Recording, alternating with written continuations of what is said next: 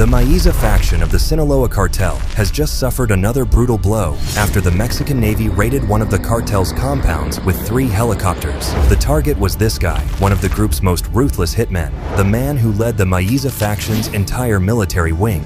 He's the same guy who was tied to a gruesome massacre where the bodies of rival Los Chapitos members were publicly displayed as a warning. And while the footage raid and the mystery surrounding his death are wild enough, what the Mayizas did after their top man fell is even more shocking. First of all, the black truck slams into the fence. Then, the army comes. Some of the men in the truck appear to have guns. The soldiers pull them out, kick them. Then, the soldiers appear to defend themselves from another threat off camera. And that is when they shoot their prisoners. According to the Mexican Defense Ministry, the gunfire took place after more than 30 cartel gunmen fired on Mexican soldiers. As the Mexican army retaliated, they managed to shoot and kill at least 19 cartel members. The Mexican army also seized 30 firearms and military-style vests and helmets from the scene of the shootout. A civil war is raging in North Mexico. 2 factions are vying for control of the Sinaloa cartel, once Mexico's mightiest, now weakened by the conflict. The 2 sides, Los Chapitos, sons of notorious drug trafficker Joaquin El Chapo Guzman, and Los Mayos. They've been battling it out for 9 months now. So, on this day, residents in the quiet town of Quila, just south of Culiacan, woke up to the sound of rotor blades slicing through the morning air as 3 Mexican Navy helicopters swept over the rooftops. On the ground, convoys of Marines fanned out, blocking every exit and sealing off the main streets. At the same time, an intelligence plane circled overhead, tracking every movement below. That was how the Mexican Navy launched a full-blown military hunt for El Changuito Antrax and his goons. During the raid, witnesses saw soldiers detaining several suspects, but Changuito somehow managed to break through one of the outer perimeters, and that's where things took a wild turn. According to the official story, he escaped in his armored truck and tried to break out toward the San Lorenzo River just outside Quila, but the car got trapped in the rising water and he drowned before his men could reach him. But people in Quila had a different story. They claimed the Navy actually caught him alive and him during interrogation. Then, hours later, they dumped his body in the river. Some reports even claimed his body showed signs of heavy bruising and injuries. So now everyone's asking, did the Navy stage that, drowning to hide what really happened in custody? Well, this isn't the first time Mexico's military has faced these kinds of accusations. Earlier this year, CCTV footage went viral, showing soldiers executing suspected cartel members they'd already taken into custody, and it sparked outrage across the country. But the shooting of the prisoners is not where it ends. After that, one of the soldiers plants weapons on the fallen men, careful to use what looks to be a red flag to avoid getting his prints on the guns. One soldier even appears to take off the handcuffs they put on a man to make it look like he hadn't been arrested before being shot. The videos caused a lot of questions here in Mexico. Now, while many people felt the cartel members got what they deserved, the video has raised a lot of questions for everyone else, especially human rights lawyers. This is what the army's been accused of so many times over the last few years in Mexico, since it's been brought in to fight organised crime, extrajudicial killings, the flagrant violation of citizens' rights. But it's the first time that it's been caught so nakedly, so openly in front of the camera.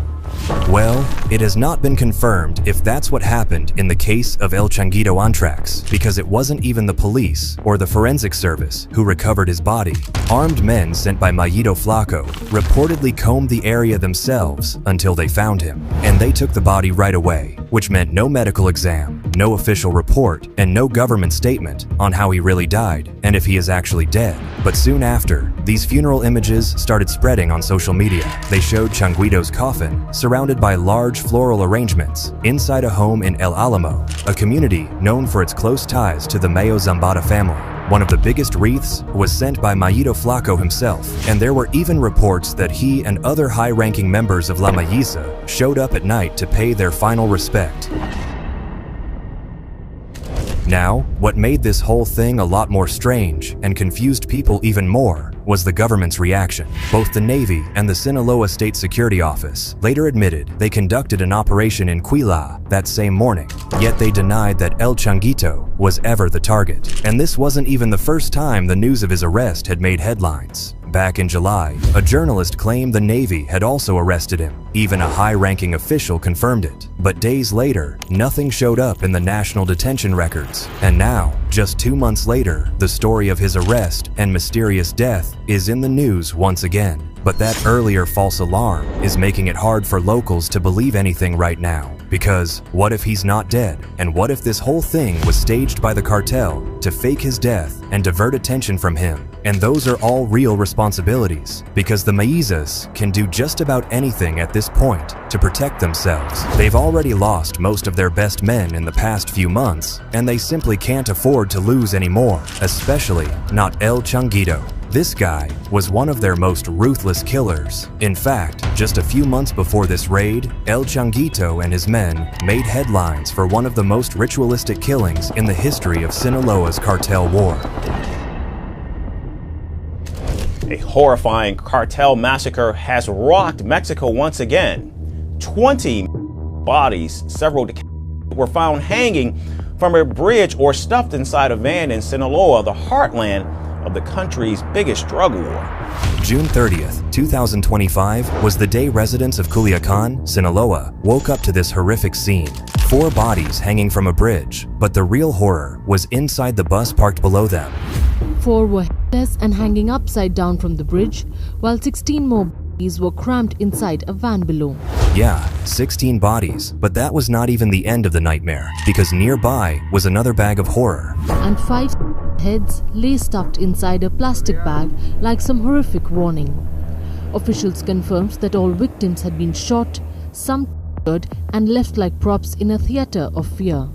Inside that bag was also a cardboard message directed at Ivan Archivaldo Guzman, one of Los Chapitos.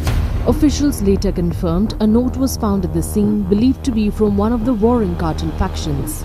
Authorities quickly linked the attack to Los Antrax, the armed wing of the La Mayiza faction, led by El Changuito Antrax. His men had carried out the killings after a group of his operators were executed days earlier in Culiacan by rival gunmen working under Los Chapitos. According to local reports, the victims were ambushed on the outskirts of the city. They were captured alive, tortured, executed, and then dumped before sunrise to make sure the message reached everyone.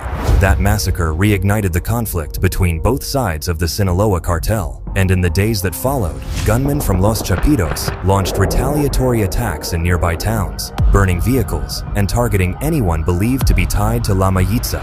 For Changuito, this war marked a turning point because before then, only a few people outside the cartel even knew his name. But he was well known among the old guard for his ruthless reputation, especially since after he pulled off a daring escape from Aguar prison in Culiacan back in 2017. So, when the civil war between Los Chapitos and La Mayiza exploded after El Mayo's arrest, Changuito and his Los Antrax group became the weapon of mass destruction for the Mayizas, but that also made him a top priority target for both rival factions and federal forces. Intelligence units began tracking his movements across Culiacan, linking him to every major clash that followed, just like this one. 39-year-old Eduardo Escobedo was one of 2 men found dead in an industrial stretch of Willowbrook. Escobedo, nicknamed El Mago, which translates to the magician, was the primary local wanted distributor to El Chapo's eldest son. He was released from prison in 2018 after serving nearly 5 years for drug distribution and money laundering. That was just another example of the kind of targeted hits Changuito helped carry out for the Mayizas. So, losing him was already a heavy blow to the faction. But just a few weeks before that, something far worse had shaken the cartel to its core. So, this particular raid happened near a rural area known as Plan de Oriente, just 11 kilometers outside the city. Around 30 armed men from the La Mayiza faction were moving together in pickup trucks when they ran into a Mexican army patrol. But instead of retreating, the gunmen opened fire